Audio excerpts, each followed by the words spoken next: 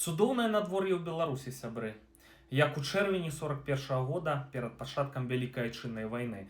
21 чэрвеня быў ціхі, ясны, спакойны, цёплы дзень. На 22 чэрвеня жыццё ўсіх насельнікаў Беларусі проста змянілася кардынальным чынам. Ці не выйдзе гэтак жа сама і на гэты раз, не дай бог, канешне. Амерыканскае выданне The Wall Street Journal ужо лічыць, што Пуцін цалкам можа дэстабілізаваць краіны НАТО ў Еўропе. Маецца на ўвазе не сухапутныя аперацыі, а ракетна-дронавыя ўдары. Ужо з восені 26 года там і далей вялікія рызыкі. Выданне не напісала, што ў выпадку нейкіх аперацый папераджальны альбо удар у адказ яны плануюць нанесці па Беларусі, каб паспрабаваць напалохаць Пуціна. Напалохаюць ці не напалохаюць, незразумела.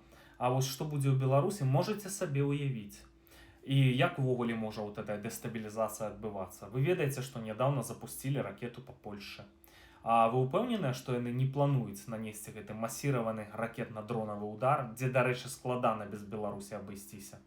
Альбо вось у пачатку кастрычніка выбары ў Латвіі. Там вельмі шыруюць прарасійскія сілы, у піар там укідваюць сур'ёзныя грошы.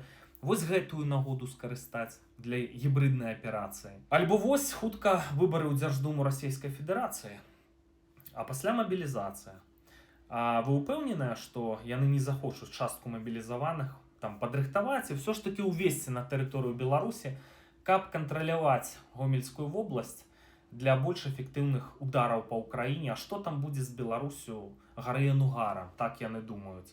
Ну а мы ж разумеем, што з намі можа быць. Канешне, Лукашенко не збіраецца ваяваць абсалютна, это просто вось галоўны пацыфіст у гэты момант, што тычыцца ваенных сцэнароў. Наадварот, яны хочуць пераносіць у Беларусь склады кампаній Азон і Вайлдберріс, да вайны не рыхтуюцца. Але мы можам быць упэўненыя, што яны там раяцца з Лукашенкам па кожным кроку і ўвогуле. Лукашенко ў курсе далейшых планаў. Таму сітуацыя застаецца, на маю думку, вельмі трывожнай.